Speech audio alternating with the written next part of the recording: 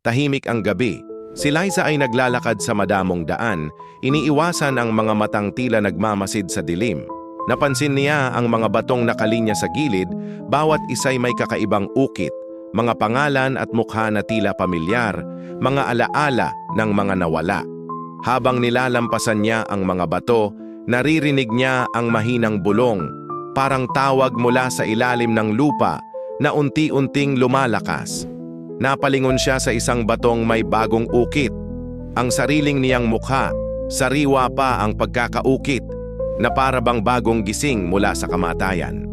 Nanginginig siya, sinubukang tumakbo, ngunit parang may humahawak sa kanyang mga paa. Pinipigilan siyang umalis.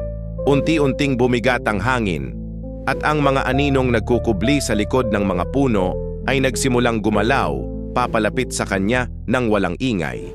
Sa bawat hakbang, dumadami ang mga ukit, pawang mga mukha ng mga taong nawala na, mga kaluluwang nakakulong sa bato.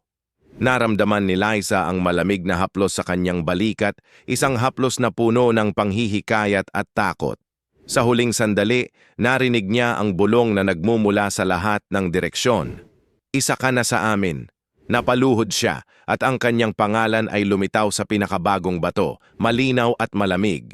Sa katahimikan ng gabi, tanging ukit at bulong na lang ang natira, habang ang madamong daan ay muling naging tahimik, naghihintay ng susunod na hakbang.